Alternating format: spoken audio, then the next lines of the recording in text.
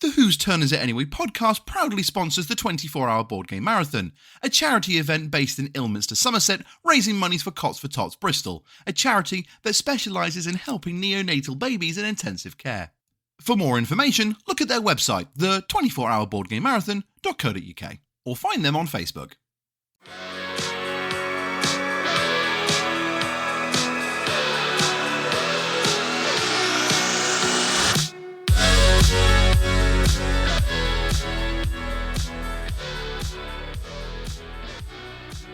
Welcome to Whose Turn Is It Anyway, a podcast about our gaming group and of course the board games we play. I'm Becky, your current first player, and I'm joined by JP. Hello there. And Rob. Hola. How's everyone doing? He's Spanish, apparently. I tried to do a different one for when I was. Bonjour. How is everyone? Really good. Good. Yeah. How about you? I think we're kind of past the expo knackeredness stage. And the blues. And the concrud that you get. I didn't get any concrud this time. Did you not? I was quite impressed. No, I didn't really. Yeah. I was just tired. Like lurgy, big NEC lurgy. No, Rob's like, what is concrud? What the hell are you guys talking about? Convention crud. It's like the crapness you feel when you get back from a convention. You just feel like being in a room with, you're picking up all of the, I don't say diseases, that's kind of a bit harsh, but it does help if you stop trying to snog everyone that walks by. Well, you know. Stop licking the board games, JP. Yeah, stop kissing the components. I'll try. I'm not making any promises. Well, I didn't have concrud. I was tired, but then I've done a really stupid schoolboy error this week, which is go to the Odeon every night, Saturday, Sunday and Monday to watch the extended Lord of the Rings films that they were re-showing. That's dedication, that is. It was really good and we really enjoyed it, but it starts at like 7 o'clock, 7:30. So the actual film after the stupid trailers starts at, I don't know, like 7:45, 8 o'clock. And you're not out of the cinema until like 11:30. So you're not home until 12 and it's a school night. And again, like I said in the last podcast, I'm old. I can't do that 2 days in a row on school nights. It just kills me off. But it was great. No, it's good. When we watched them, I was around Curly's. I say Curly's because it was Curly's house at the time, wasn't it? Which one in the Western? Western, yeah. And we kind of did them back to back, didn't we, Rob? I remember there being Domino's Pizza. Yep. And Lord of the Rings extended version. That sounds like our house, yeah. And Hobbits. And the Hobbits. We did all of them. Yeah, we just smashed through it. They were good days. Not in one day, surely. No, we did one a month for 6 months and it was awesome. Nice. So good. Good. It's a good half a year. Especially when you turn around and all the swords from Lord of the Rings are hanging on the wall. In the armoury / kitchen. It did make it immersive. It was like, the troll cave. And he's got massive feet like a hobbit, so you could have imagined he was there. And he's got curly hair, so... Exactly. He's called Curly. If we had children, they'd have the most ridiculous hair, wouldn't they? They would be like little hobbits. You would name them after hobbits, wouldn't you? No, you wouldn't. You would. It'd be like Frodo Curly and Bilbo Curly. Samwise. Fortunately, we don't, so that's good. Otherwise, they would be mocked forever. Bless them. Bullied a lot. Oh. Well, I'm glad we're all good. Our main topic today is language-free or language-independent games. But before we delve into that, let's talk about Hex.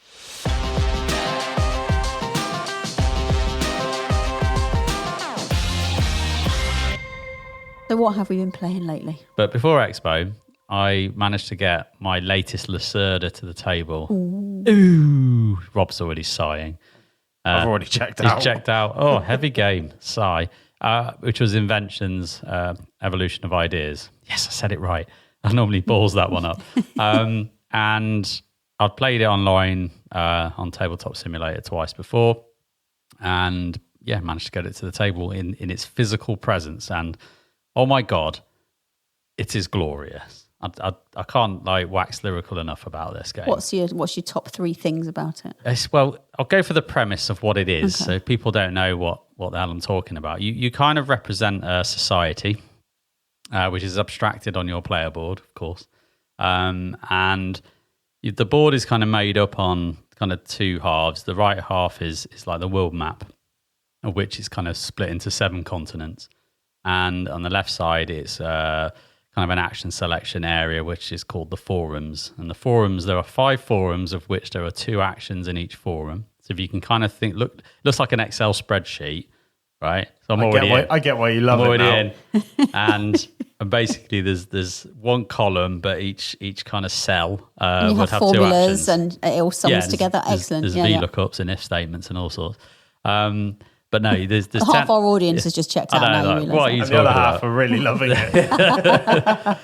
And the kind of premise of the game is that you are using these pillars, which are like your workers that you put into these forums. You don't ever block each other, but you block yourself, which is quite unique in the fact that if you put, I don't know, let's go for an action A, I'll call it at the minute, and action B is right next to it in the same forum, means you can't go to action B.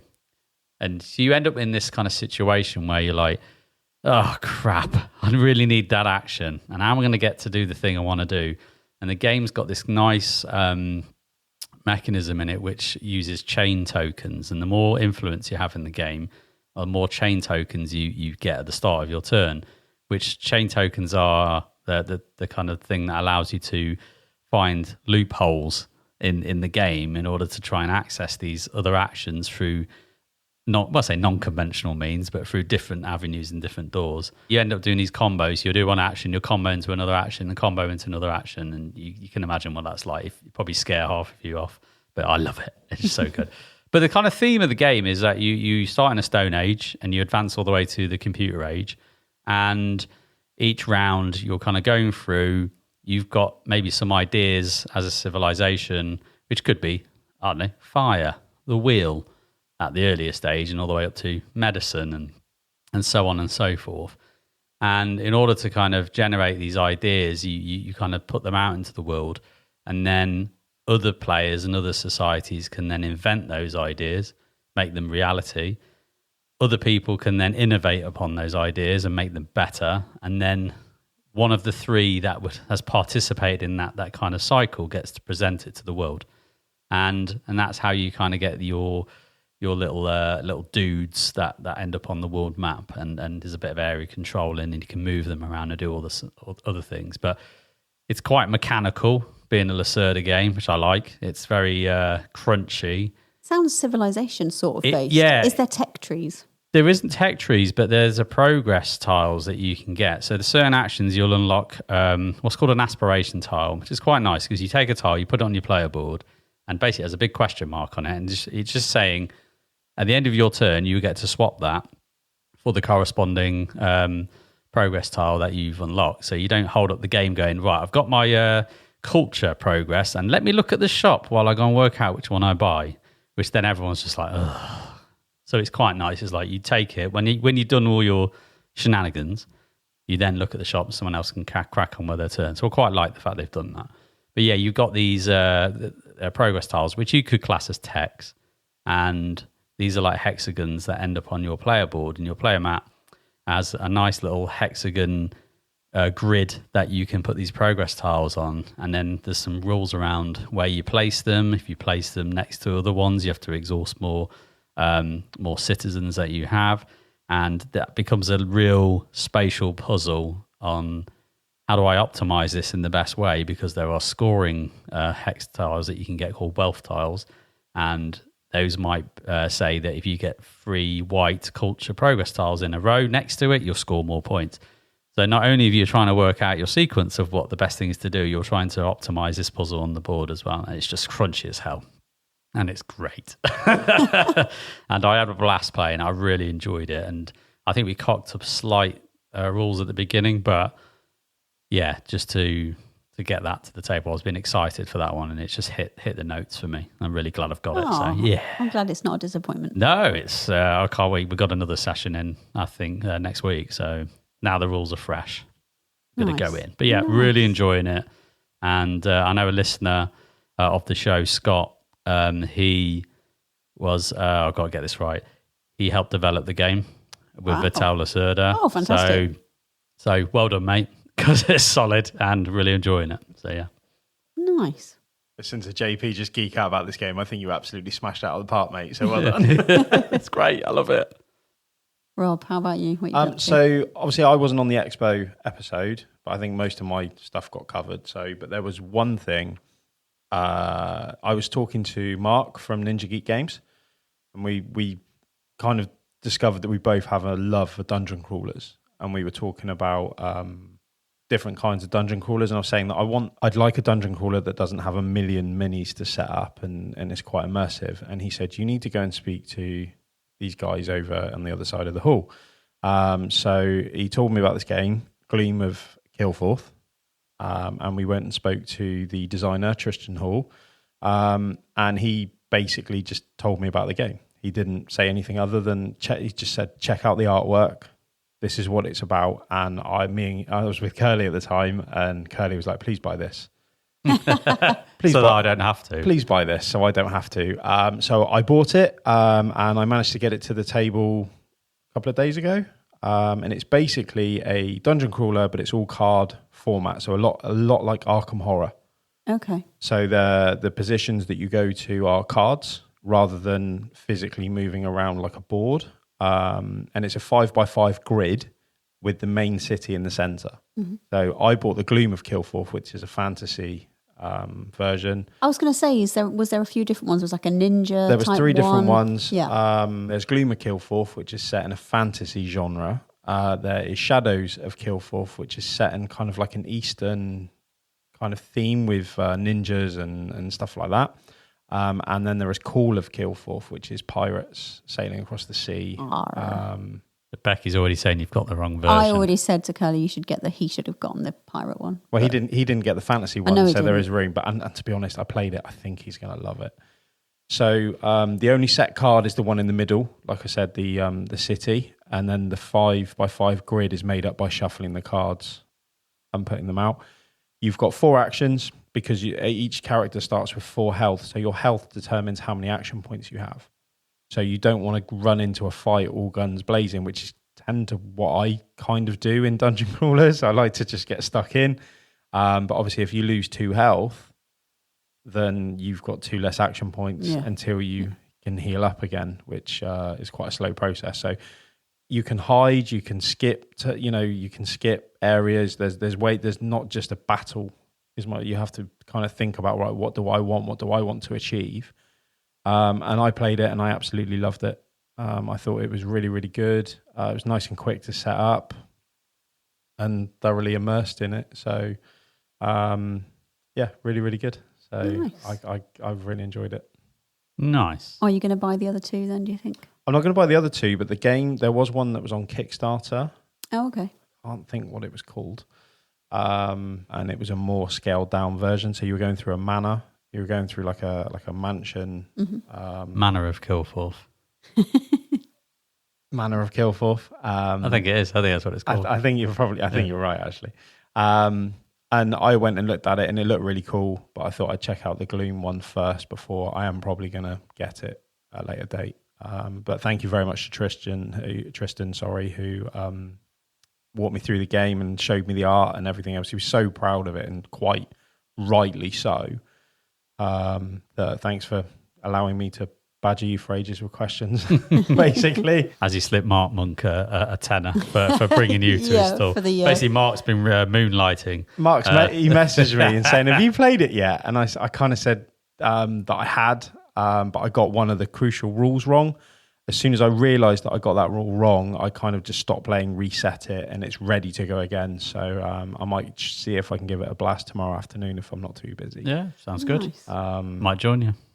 I think you should. I think you'd really enjoy it because I've been wanting something to scratch that Arkham Horror itch without playing Arkham Horror again, because I know the story. I know what I have to do to achieve those goals. Whereas this changes how the different kind of bad guy that you have completely changes, and there's race and then there's class, and that completely changes everything as well.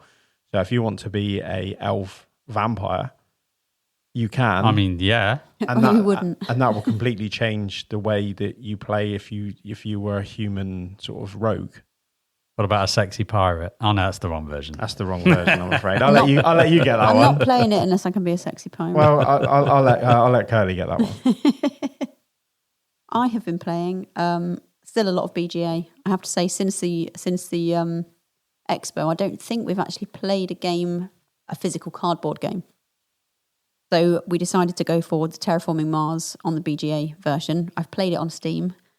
I don't know. I didn't love it on Steam. Maybe I wasn't in so much of my Terraforming Mars, I don't know, vibe or whatever. Quite produced on there, if that makes sense. It's It kind of like works nicely. It's well set out. The only thing I didn't like is when you do the draft, your card draft, you can click on the card once and you've picked it. You got no like, oh no, I want to look at that one. No, sorry, you've had that one now. So it's like, oh, be careful where you click. Whereas normally on BGA, you've kind of got like a confirm option. And you do for predominantly everything else except for the card draft. So just, sad times can happen when you realise, oh, I wanted to pick the other one. But it works really nicely. And I think it's a really good representation of Terraforming Mars. But to be honest, it doesn't take a long time to set that game up. So I would probably still prefer to play it in real life, IRL, than, a quick electronic version. But I haven't actually played a cardboard game since we got back. So what's next on the events list? I literally have read the socials this afternoon, and listener and part of our gaming group, Stuart, has called you out, Becky, and said, "Where is this Earth event?" Oh, he's starting beef, is he? Right then, Stuart. He's starting right. beef and going, "Come on, let's sort it out." Well, I've turned my Wi-Fi off on my phone now, so I don't get buzzes. So otherwise I'd be like making a thing now. I'd make an event now, but. All right, Stu, I'm going to write it in pen on my hand if I had a pen. All right, I'm going to metaphorically write it in pen on my hand and I'm going to set up an event later on. Nice. This is the same Stu that's been saying that he's going to set up a D&D event for us for about 6 months. Oh, you shot some fires? Well, you fired some shots as well. Sort it out, Stu. God, Stu, all these promises and never delivering. Who does stuff like that? Love you, mate. So, into our main segment, I guess.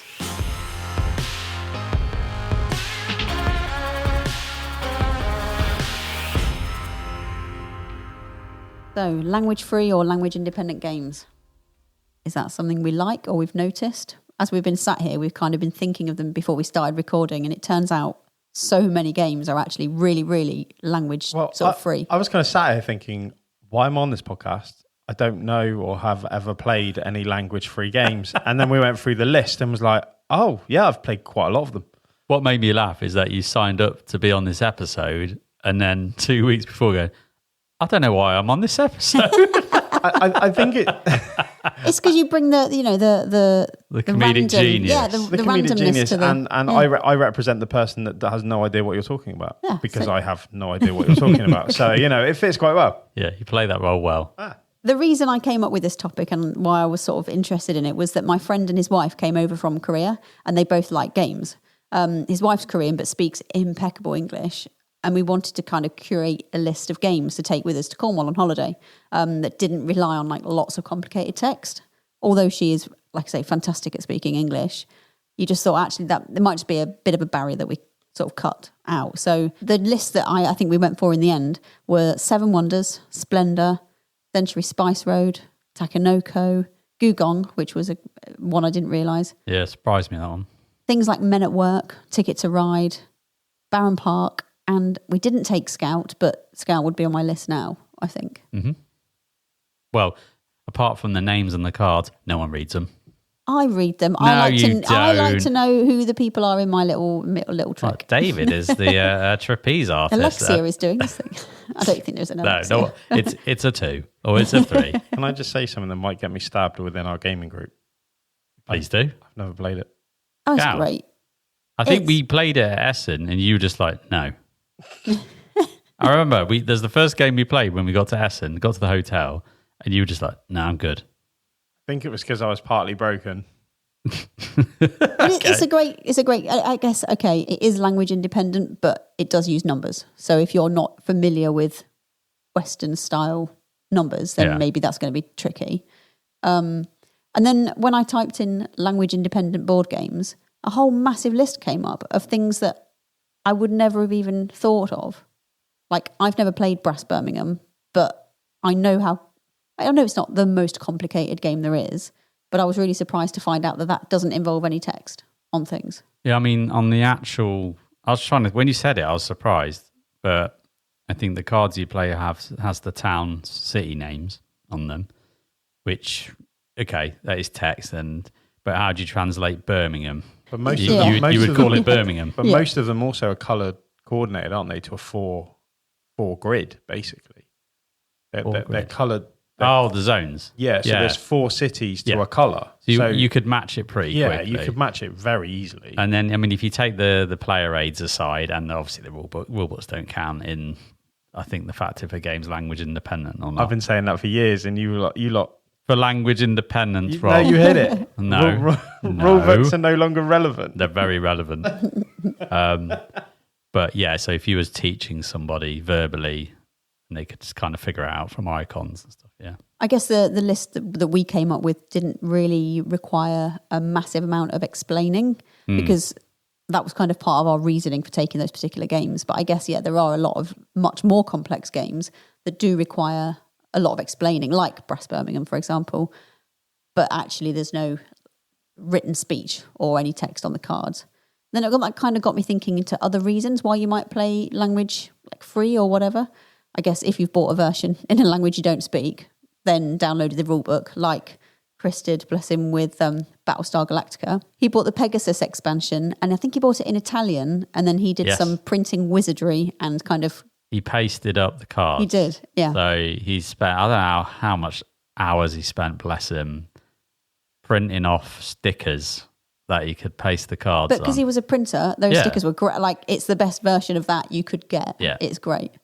So that could be a reason why you might choose language independent. I was thinking maybe if you've got like a visual impairment or low vision of some description, maybe you don't want to have to magnify loads of text, so that might be a thing. Speaking a different language you've sort of hit upon, really. Or maybe if you've got dyslexia or any other sort of reading issues or other impairments. For young kids? Yeah, young kids, that's cool. Yeah, I guess. Yeah, so where kind of... I guess they're still going to have to understand the complicated rules, so you maybe have to make them simplified. But then I was thinking like a really large tabletop footprint to a game where like a player might be really far away from the text, such as things like Caverna. So although Tambo's got an amazing sort of copy of that where he's bought these brilliant kind of boards that the little houses, what they call, like the little upgrades and so the rooms sit in this board. You can pass the board around like a little plate of cheese or something. But if you're at the other end of the table, what? You pass cheese around? No, it's just funny. I'm just trying to imagine dwarves in a cave. With cheese, and you're come on. passing this cheese rooms that around. works with dwarves. Yeah, no, I've seen The Hobbit. I know what they like. It's great. But if you're at one end of the table, you cannot read that text. It is pointless. However, if you had some other way of not needing to read the text because the thing didn't have any on it, then you're not at a disadvantage. Because I really think about that when I pick where I'm going to sit at the table. If we set up in my house, for example, all right, I'm going to sit where the yellow tokens are before Dan can get there. Yeah, you know who you are. Dan. You know Dan. You know. You can't say a damn thing. We've got brand new pop filters, and you had to have the red one. Yep. So we're sitting here. Always play red. Little sort of sneak behind the curtain here. We've got our new pop filters on our mics now, so our plosives shouldn't be so poppy. And we've got like a yellow colour one, a purple, a green, and a red. And JP's like, no, I'm having the red one. But I can't talk. I'm sitting in the yellow one. So, yeah. It's what it is. Yeah. What's wrong with you lot? It's how it is, Rob. It's Thanks, how it is. listeners, again. They look amazing. They look like little coloured hats. I'm loving it. Your support that gets, again, it's the little level up to what we're trying to do. So thank you. Absolutely. Thank you very much. But I always really consider where I'm going to sit because I have to sometimes stand up, have a good old look at the board or whatever to make my choices. And if there's text on there, it's really important to me. There's nothing worse than playing a brand new game that's not complicated but quite text heavy, and you've got to try and read it upside down. Yeah, instantly. it's just a pain, isn't it? I want no part in this. Yeah. I'm a bugger for that, and I know I am, because if you play a game around my house, I will basically sit in probably the most optimal seat for me, right? And the reason is because I think it depends on the game. Yeah, well, that's fair enough. But I think it depends. If you want other people to enjoy it, like me and your brother sat down, we played Anachrony. You made sure that the Anachrony board faced me and your brother. Yes. You made instant. Now, I know that we're probably going to talk about this game, that it's not text heavy or anything like that, but even just so that we could see how it all worked, you made that conscious effort to do it. Shows I'm not evil. All the time. Yeah. Yeah, I think if you're playing a game to teach, you are going to want everyone else to have the optimal seat. But if you're just playing a game and everyone's on the same footing, no, bugger off. I'm having the good seat. It's my house. My house, my table. Yeah. Suck it. Yeah, basically that. Home advantage. And then I think I was maybe sort of think what kind of techniques to board game manufacturers use to manage this. And my first thing was obviously really good iconography. I think UX design, yeah. Yeah, Arc Nova brings that out beautifully. I think, there is text on the card. All right, I've played so much on BGA, I don't really need the text so much anymore. However, those icons say it all. And I think that's such a good design feature in a game. If those icons are really, if the user interface works nicely and like you understand easily, this means that. And it's always in blue if it's an action. It's always in green if it's a resource, whatever. And Terraforming Mars does that really well too. You know very quickly what the card does. And actually, as a little kind of skip to the end, the game that we ended up playing with my friend and his wife from Korea was Terraforming Mars. And she absolutely blew everyone's socks off. She was amazing at it.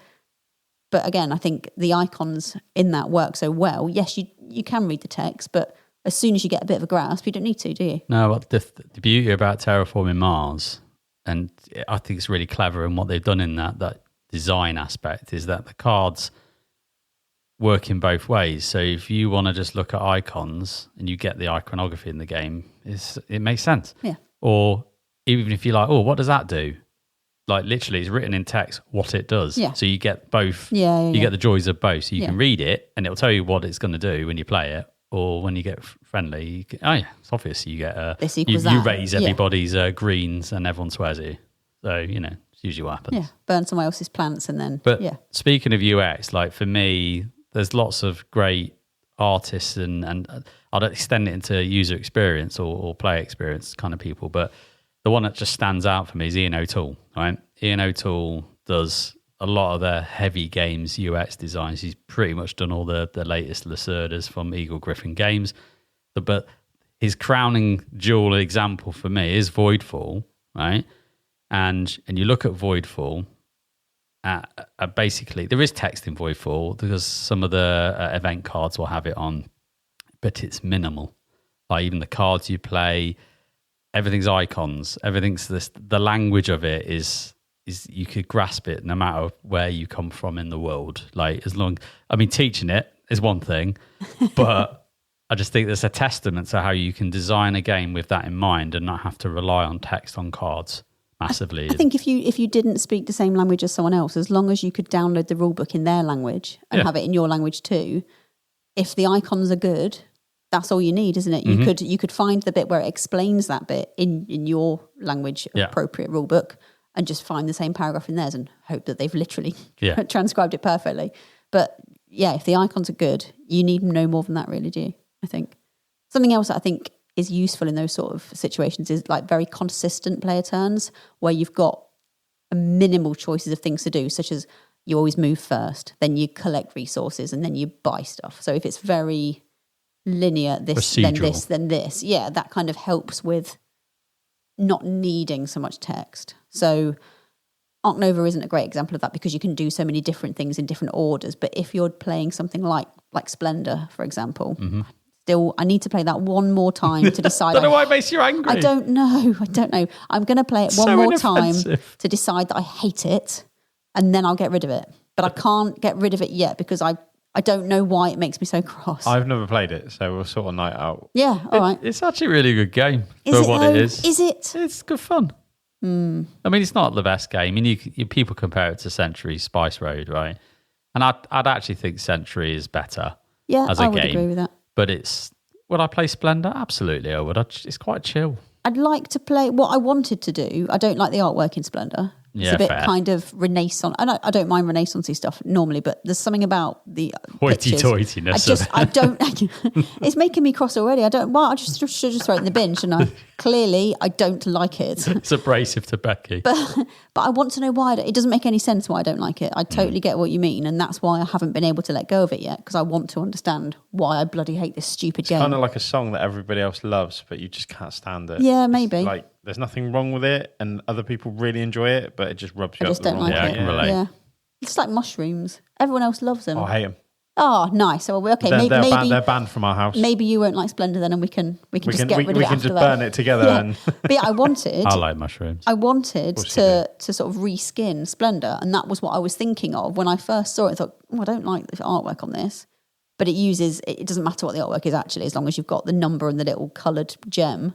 It could be anything you like. And I was thinking, I'm going to make it a different thing. There is different versions. Yeah. There's a Marvel Splendor. Yeah, I'm not interested. But I think it's gems on an Infinity Gauntlet. So Yeah, again, you know what's going to happen? They would have twisted the rules up and A made little it bit, be like yeah. Love Letter. Yeah. Like, Oh, just as a quick aside, the Bridgeton love letter is the same as the regular love letter, only with different people. well done. Yep. Love Letter. They know the score. Curly was so happy with himself when he bought it. That's because he knew how delighted I was going to be. He's like, she's going to love this. Yep. Therefore, I'm going to love this because she's going to be so happy. He was buzzing, bless and he him. wasn't wrong. He was not wrong. I do love it. But yeah, they've obviously, somebody who designs Love Letter has seen my Harry Potter version I made, which is exactly the same as the regular type, only with different people. And they were like, that Becky Love Curly, she knows what's on the score, and we're going to do it Bridgeton. Don't mess with perfection. Absolutely. Don't mess with it. Absolutely. They need to. It's great on its own. Just retheme it to what you like. No drama. Yeah, and that's what they've done. Good. But it's in like a nice navy blue little drawstring bag that says Bridgeton on it. Nice. And just, I know this is kind of timey-wimey stuff, but I'm missing out on watching the next 4 episodes of Bridgeton tonight to record this podcast. So tomorrow, when everyone at work's talking about it, I'm going to have to go away and not listen. Good job you got a week off coming up to be able to catch up with it. I know, but by then might have had spoilers. Anyway, enough Bridgeton chat. This is not the Bridgeton podcast. No, thank God. More House of Thrones. House of Thrones. House of Cards and Game of Thrones. Game of Frasier. House of... It's more House of Dragon that's starting in 4 days. Oh, that's exciting. That is cool. Mm-hmm. Okay, I'm excited about that. But I am going to watch Bridgeton first. The rest can absolutely jog on. I'm watching that absolutely first. You just watch it for the sex. Well, there's not so much of that in the second one. They're not. That's all I and hear about it. The Duke's not in it, so I'm not as invested, to be honest. Anyway, that's enough beyond. Bridgerton, shall we? Join us next week where we talk about episode 2 of Bridgerton season 3. Anyway, back to board games. Right. So yeah, going back to what we actually were talking about, the more obvious user interface, user experience, how it's set out. Yeah, Arc Nova isn't as linear as move, collect resources. You can do it in lots of different ways. But I'm just trying to think off the top of my head something that is a bit more like that. I think like any Uwe game is very procedural. Yeah. But the problem with Uwe games is there's usually a lot of text on cards. Yeah. Like you said, Caverna with text on the rooms, Agricola with lots of text on cards. And actually the one game, Uwe game that I think has the least amount of text that I've seen, and I'm thinking now erratically all over the board and its components, and I still think there is obviously text around, is Hallertau. Hallertau has made a conscious effort to simplify the cards down, and it's just literally icons. It's quite easily, but there are words on there. It's not just pure icons, but yeah. I think Gugong is quite a good example of something that doesn't involve a lot of text, but it does have a very kind of set amount of things you can do. There is the exploration bit at the top, there's building the wall, there's swapping a card, going up the courtesan track, the ship thing, and the diplomacy declaration the Jade stuff. Temple. Yeah, and the Jade, of course. So, all right, you don't have to pick those in order, but you can do this, this, this, this, or this. So I think that makes it easier to not have to have text because it's not chaining anything together. It's not saying you need this, therefore that. I think that is a big thing in language independent games that I've noticed anyway. Yeah.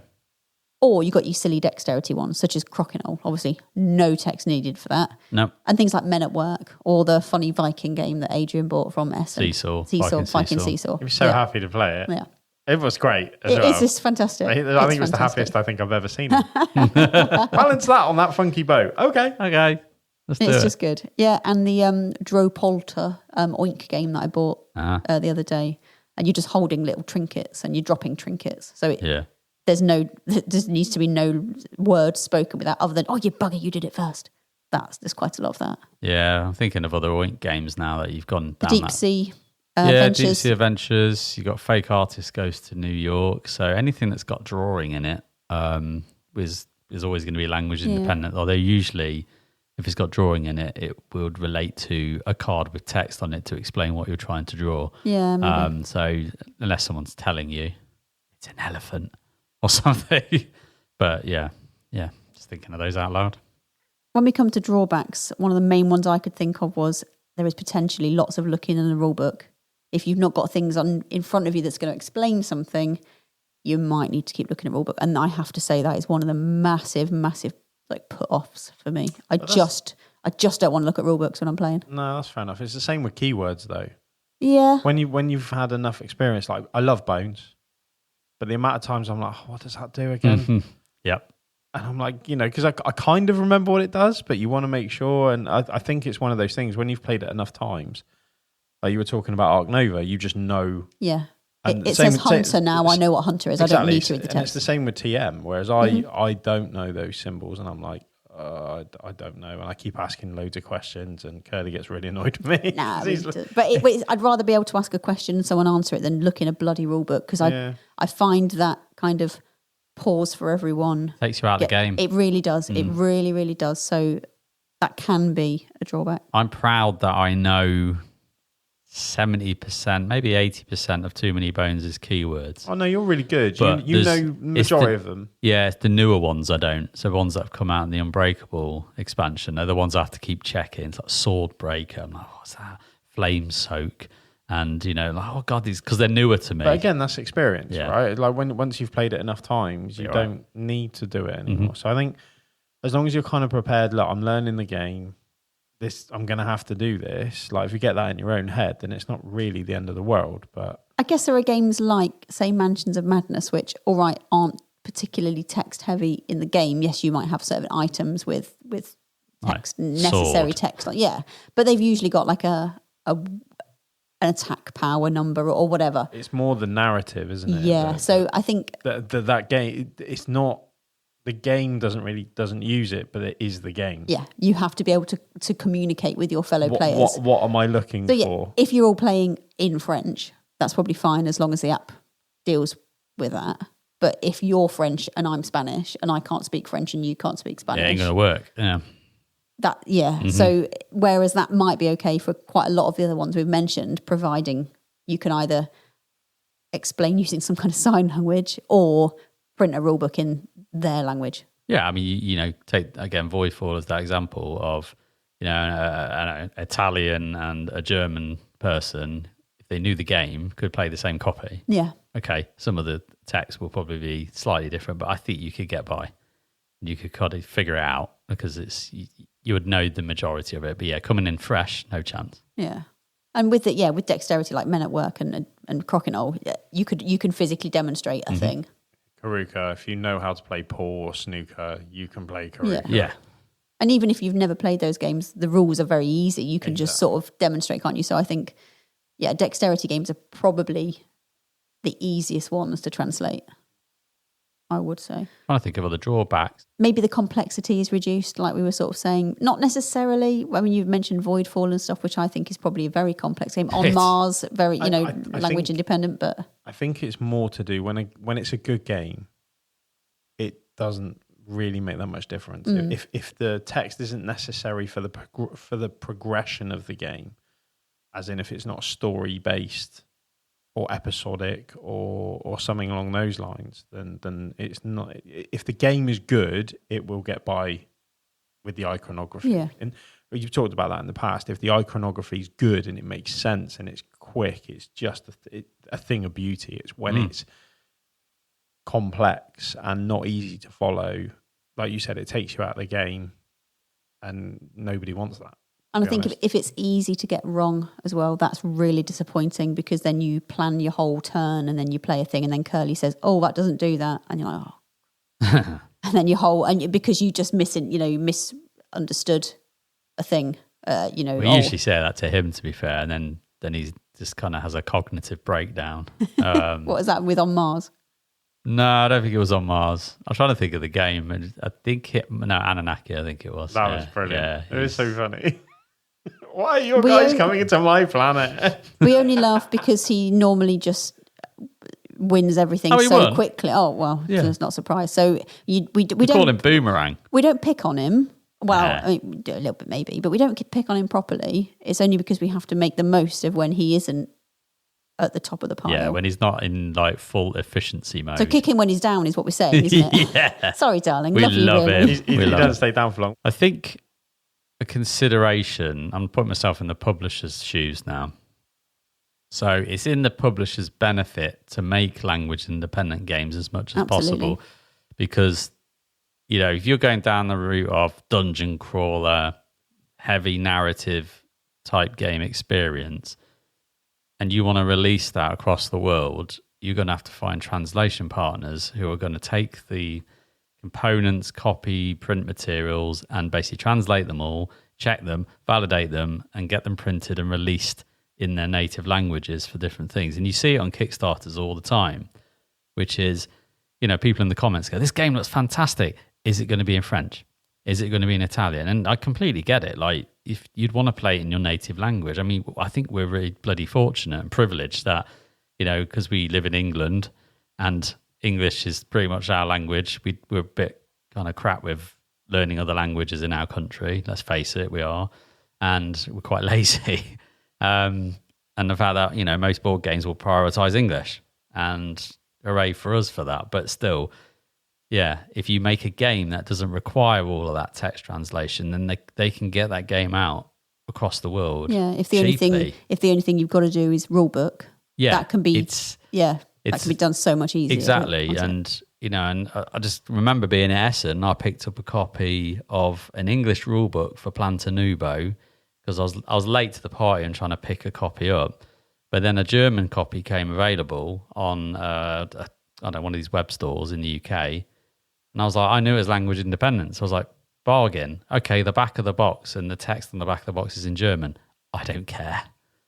But how often are you going to read what's on the back of a box anyway, even if it was in English? If I had the English rule book, bish bash bosh, works the same, And that I couldn't have done that if that was even if it was a Too Many Bones or a dungeon crawler narrative, that just wouldn't work, would it? No. So yeah, I think it just opens it up. It makes it more flexible as a product.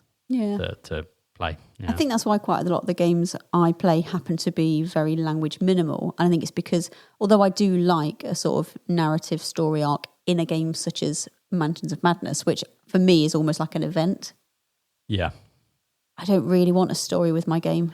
I want to not have to think about that sort of thing. I don't want someone's, attitude about something. Like when we were playing King's Dilemma, that was really cool because it was a story. But again, that felt to me more like an event. It wasn't a let's all go around and play, Crunchy Euro cube mechanism. Dry Beige Euros. It was, let's do this story time kind of game. Mm-hmm.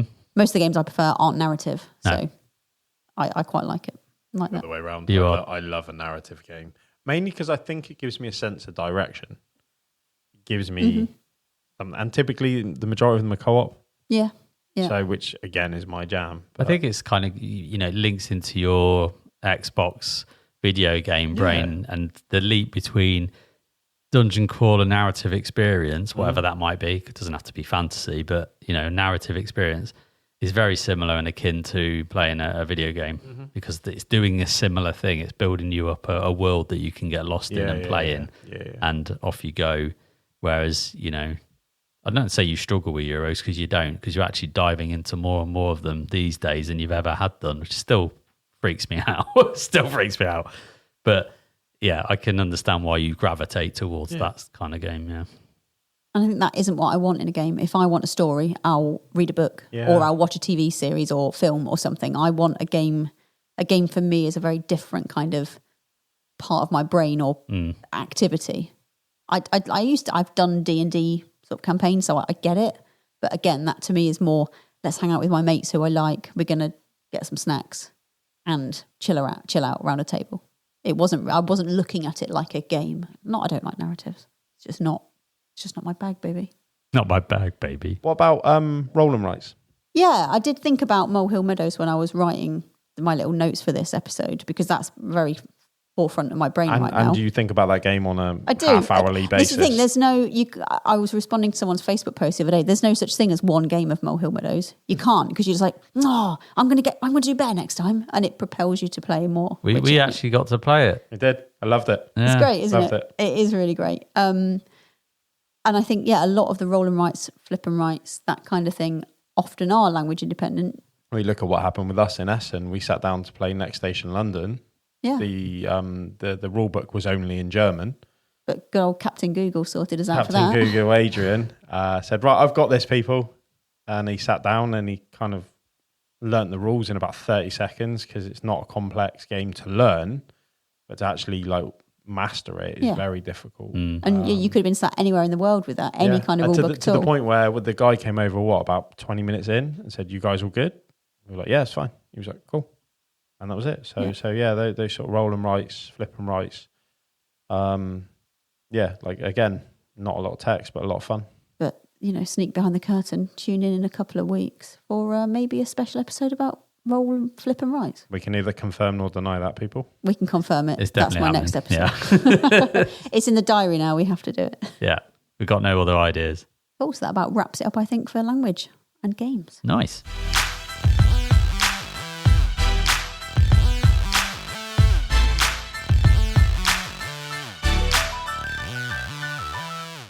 So time for our Would You Rather scenario.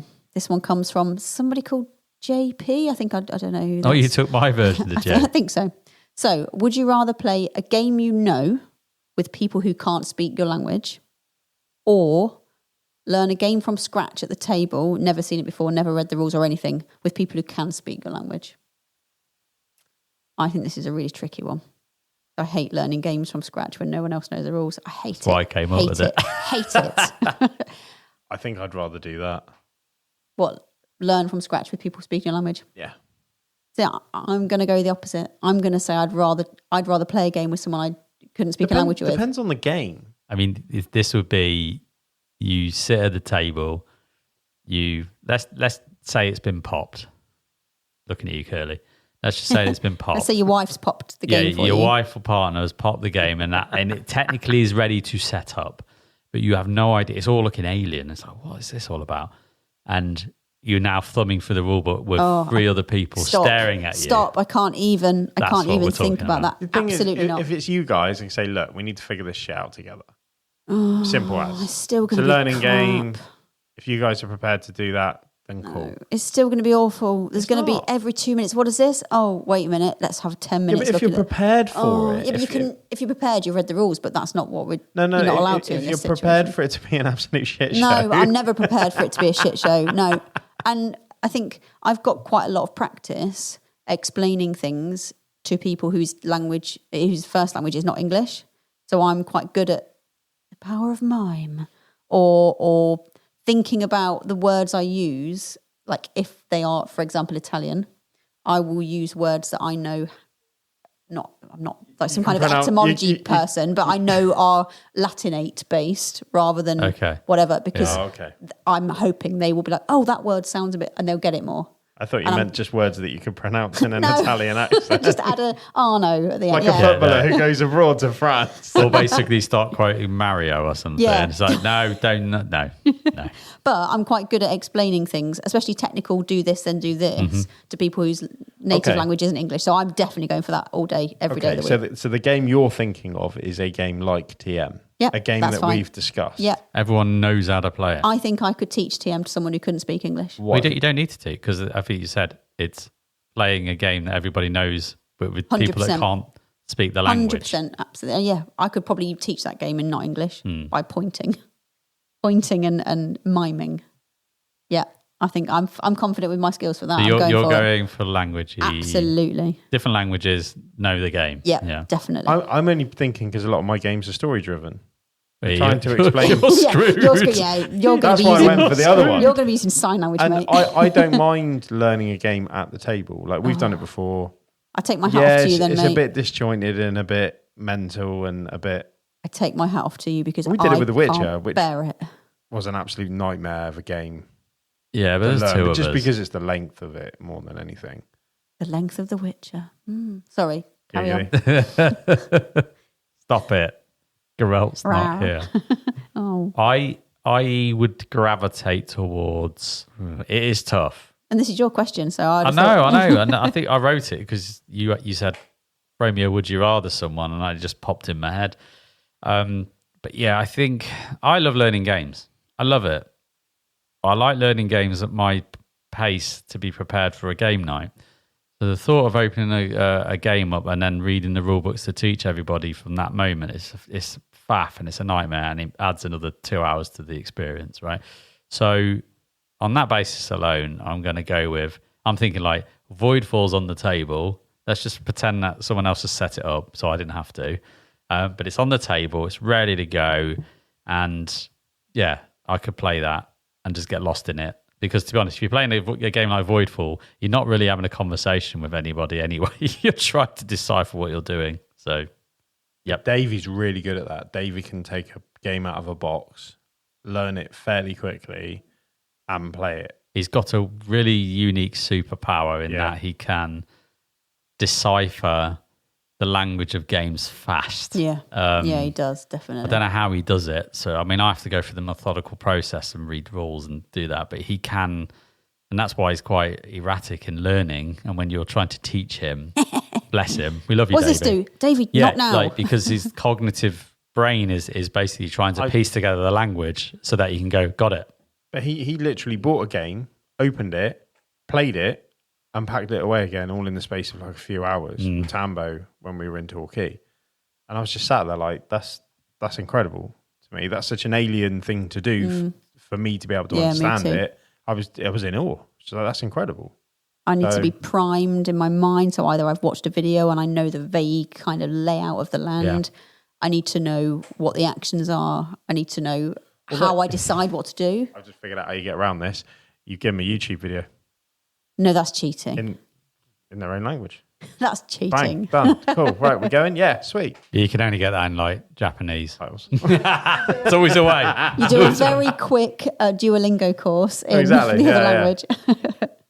No, well, I'm glad we got a varying opinion there, because there's almost nothing I would choose the other option than learn the game at the table right now and no one else knows. Nah, I'm sorry. No, I've done it. I've played games. I wouldn't say that couldn't speak the language, because a lot of people that come from different countries can probably, speak English a hell of a lot better than I can speak their language, right? So, and I've played some games online and in person, and it's been a fantastic experience. Yeah. Which is kind of why I like to gravitate towards that, because, if we're playing the game, I don't mind who's at the table if everyone's playing the game and having a great time. That's kind of what it's about, right? Yeah, I think that's fair enough. Yeah.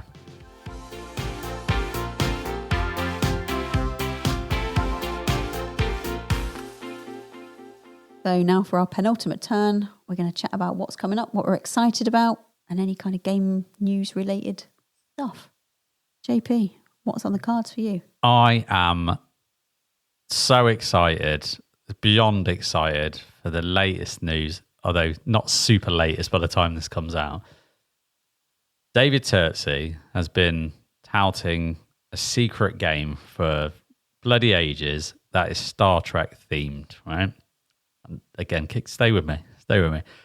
When two genres collide, when two fandoms collide. Yeah, exactly. And he's been keeping it under wraps for so long. He's now unveiled this, and he did an interview with Paul Grogan. And actually, in last week's episode, we actually interviewed him and talked all about this particular game. So I'm kind of going over old ground, but I don't care. I'm super excited. And it was basically revealed as Star Trek Captain's Chair, right? And it's a mechanical evolution of the Imperium system, which is basically a different publisher, but it's similar ilk of deck building. You basically, instead of civilizations, you are playing as the captains of various different eras of Star Trek. So you've got Picard, you've got Ben Sisko from Deep Space Nine, you've got Michael Burnham from Discovery. Don't forget Janeway. She's not in the original box. Sad times. Voyage. Well, Voyage is not the most loved Star Trek out there. It's got 7 of 9. Everyone loves 7 of 9. But I actually grew up with Star Trek Voyager. Yeah. Not grew up with it, but it's the one that was kind of on prominently in my school years. 7 of 9, isn't it? Yes, it was because of 7 of 9. And you basically select your captain. The captain's a unique deck, and you have your ships, and you can kind of warp them to planets, and you can control those planets, send away teams, and it's got the breadth of the Star Trek-ness in there, where it's not always about fighting. There's a lot of diplomacy, and there's a lot of science, and you've got different routes of win conditions that you can do. But yeah, it looks cool. I've been trying to get as much information on it, watching secret playthroughs of this game, and I can't wait. I love Imperium as a game system. It's amazing. And now Star Trek. I mean, I'm not the biggest Trekkie. I love the films. I've got a soft spot for the films. I quite like it. And yeah, the fact that he's done this, well, basically co-designed it with Nigel Buckle as well. I have to kind of highlight that because they're the two designers on Imperium. And yeah, can't wait. Bring it on. I definitely prefer the Star Trek, the series, than the films. Yeah, for sure. I love the contained nature of it. 45 minutes of things are trundling on. Impending. And it's resolved. And it's lovely. It's predictable and it's nice. It's quite chill. I was more of a Babylon 5. Oh, really? Yeah, my uncle recorded it and then we'd watch it at weekends. And fair enough. So for all you Star Trek fans, live long and may the force be with you. All I can think of when anyone mentions Babylon 5 is the Spaced episode where they go into the comic book shop and go, Babylon 5's a big pile of shit, just to incur the wrath of all the sort of nerdy people in the computer I got a little bit angry then, Becky. I've never watched Babylon 5, so I cannot I cannot attest to whether it's a big pile of shit or not. I must have been 10 when we were watching it. And some of my fondest memories are just, we'd sit there, watch 3 or 4 episodes, and that was it, So yeah, I loved it, but mainly for the memories, not for the actual story. Definitely. I went through a phase of watching all of Next Generation, like not quite back to back, but all the way through, and it is just brilliant. Yeah, it's just brilliant. But it's the fact that all the characters are in there. You can get Will Riker and you can promote him to be your first officer, and then he's got these abilities you can trigger. And there's Data in there. There's Beverly Crusher. There's the LaForge and like all of them there. And then you got this other deck, and it's like, it's a different corner of the Star Trek universe. And yeah, it's a good job we're not filming this episode because you are bouncing up and down. Cool. You are absolutely buzzing. But it's more the mechanics of it that excite me. Of course it is. No, it is. It is the mechanics of the game, and it's like I can see how they've evolved it, streamlined some bits out of Imperium, which and I love Imperium, but it's a bloody complicated game. There's a lot going on. Some of the decks in that are completely bonkers. It's not a complicated game. It's a complicated game to win. Yes, to figure out what you should be doing. Yeah, that's the hard bit. Mm-hmm. The win conditions and the cards. Yeah. Is this going to actually gain me anything? And that's the difficult part. But it's not a difficult game to play. I love that game. Absolutely love that game. To the point where for the base box at 25, 30 quid, I think I'm probably going to get it. How about you, Rob? I've actually got a game of Too Many Bones in the diary. Yeah, on Saturday night with a good friend of mine. So he's never played it before. And are you playing? Come on. I'm probably going to go Boomer. You always go Boomer. I always go as Pickett. So, but it's his first time of experiencing it, and I really want him to like it. When you show somebody a movie or a TV show that you love, like you want them. And you're so disappointed if they don't. Yeah, and it's got that sort of vibe. Last time we came, we played Zombicide, which he really, really enjoyed. So, fingers crossed, he's going to enjoy Too Many Bones.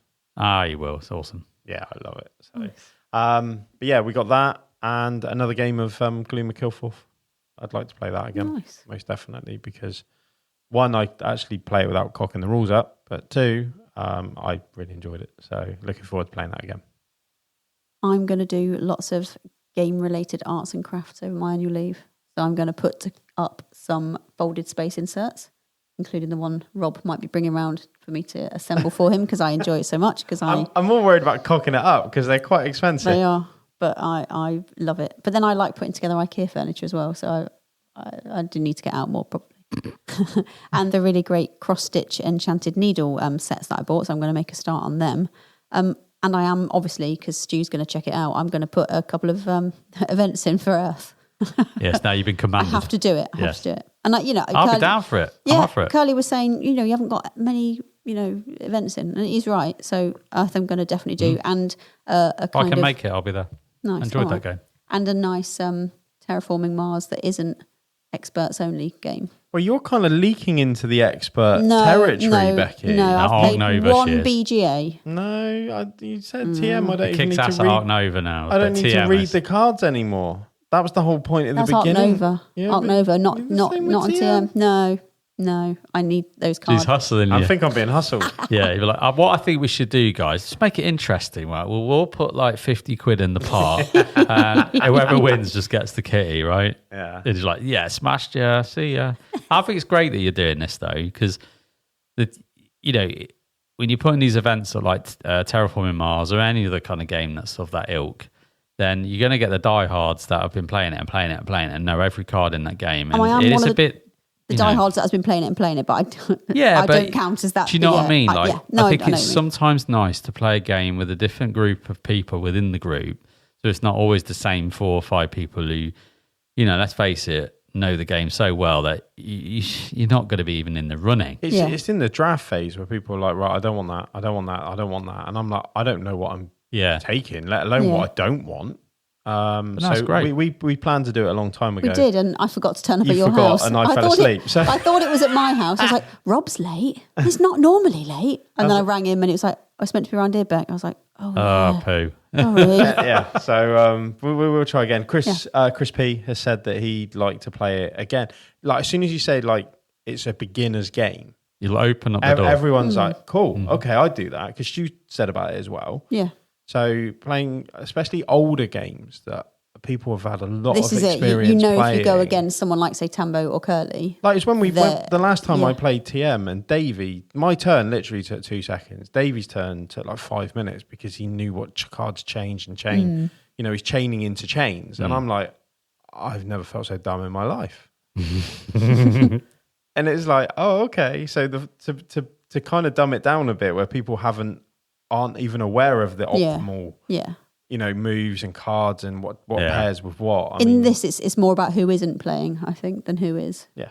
So sorry to kind of cast out those people, but you always win. So just, I think it's a good thing. I honestly generally do, because I think those players will like to play quite competitively. I'm not saying they're like ultra competitive, but they will know that everyone around that table knows that game pretty much inside out. So actually it becomes a real like fun experience for them to play in that way. And also the kind of opposite, if it's maybe that one person who's a real kind of or auto winner, and then you've got another 4 people round, it's not going to be really very fun for that person because they know they're just going to absolutely smash it out of the park. Yeah, exactly. And it's not. But also, if they don't challenged. smash it out of the park, then it's kind of a sucky experience for them. Yeah, they know they're going to get ganged up on. Exactly. So that's just no fun for anybody, is it?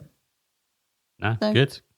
Events in for Bex. Yeah. Let's do it. I know I said that before on podcast, but I'm definitely going to do it this time. We'll make her do it. Yeah. We won't let her leave the house until she sets them up. And with that, it's our final turn.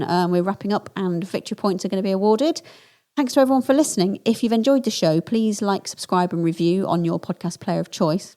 And we're asking you to share the podcast with at least one person who you think might enjoy this, a friend or family member or something.